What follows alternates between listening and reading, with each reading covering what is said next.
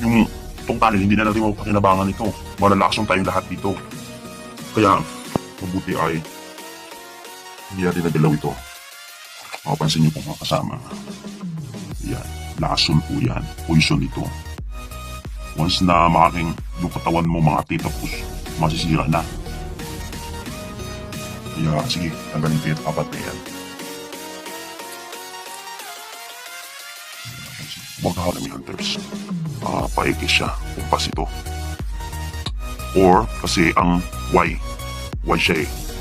Sumisimbolo din kasi yung B-shape na ganito, parang B-shape yan. Okay.